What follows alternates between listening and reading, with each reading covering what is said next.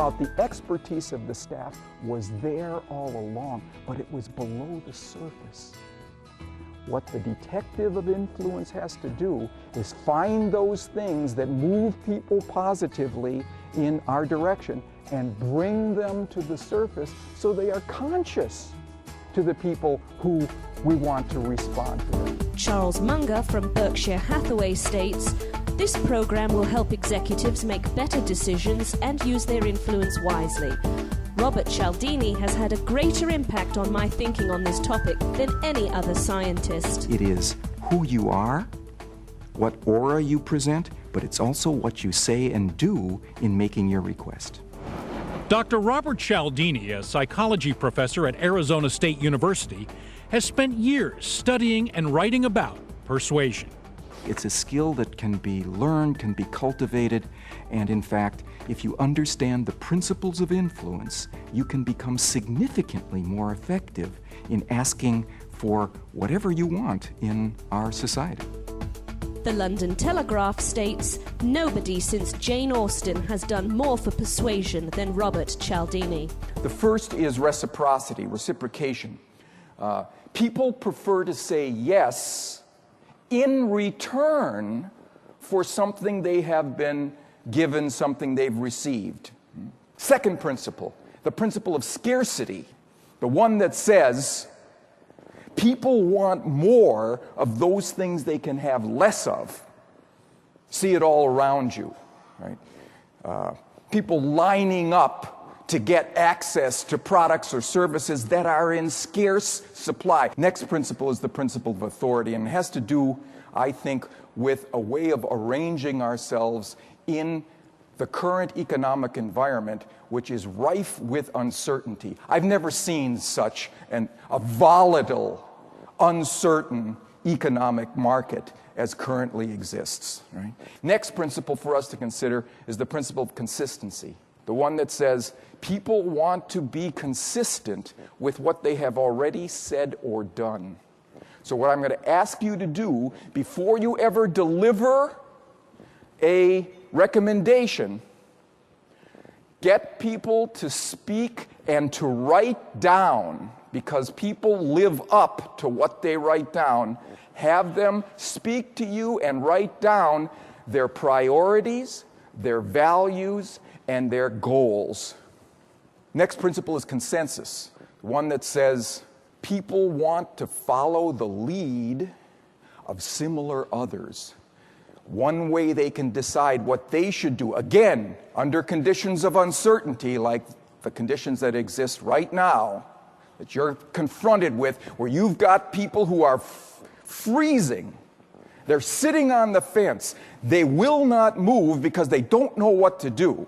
One way to reduce that uncertainty is to give them evidence of what a lot of people just like them are doing or have been doing in this situation.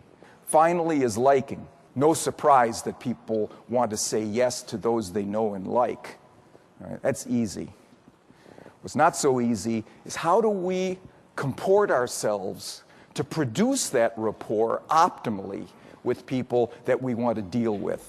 With everyone's permission, we showed the tapes to Professor Robert Cialdini, a social psychologist at Arizona State University. He studies the science of selling, and we wanted his insights into what makes them so persuasive. What I noticed about all three of the people that we dealt with, they were people persons. They liked interacting with people. Cialdini noticed that all three also asked their customers many personal questions, a key tool, he says, to accomplishing two purposes. In the bargain of asking those questions, not only does he get information that he can use later on, but he is perceived as somebody who's genuinely interested in me. Do you normally travel by yourself, or do you have yes, travel with you? I'm my daughter. I have a 9-year-old daughter still at home. Now, he's found out, for example, that this particular customer has a 9-year-old daughter. You'll see later on, he's going to raise that point. You know, your daughter probably has friends that you might want to put in the back seat here. Sure. And they can sit comfortably. Sure. Tom Peters states, "Robert Cialdini is the most brilliant student of influence and negotiation I have encountered. If everything were on the line in a negotiation, I can't think of anyone I'd rather have advising me. Who would you say is the most successful financial investor of our time? Warren Buffett. Everybody says Warren Buffett. Well, I agree. And I've been getting the Berkshire Hathaway, Warren Buffett's company, Berkshire Hathaway, stockholder report for the last 7 years. Anybody know, by the way, what a single share of Berkshire Hathaway stock is going for on the new? Yes. $104,000 a share. There's never been anything like it. There's never been anything like it in the history, right, of this country.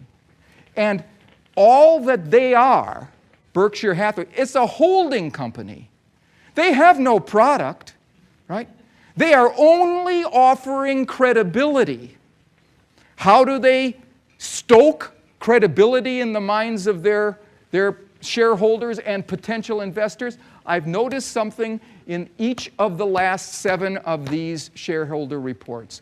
Before they describe what has gone well that year, they mention something that went wrong that year. On the first page, they mention something that went wrong.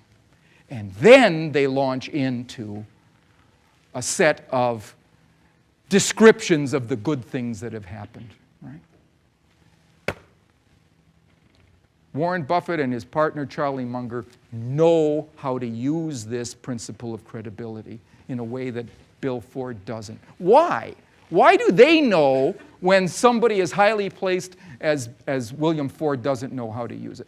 Well, I will claim that it's because Buffett and Munger read psychology books. They read psychology books. They know that the markets are not made up of econometric models.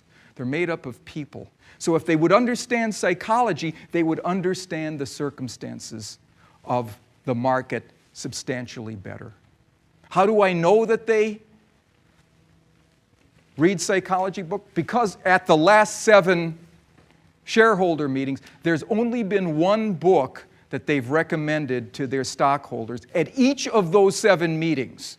And it wasn't a book written by George Soros or John Templeton or Peter Lynch. It was a book written by a psychologist. Modesty prevents me from naming that psychologist. But, here's the point.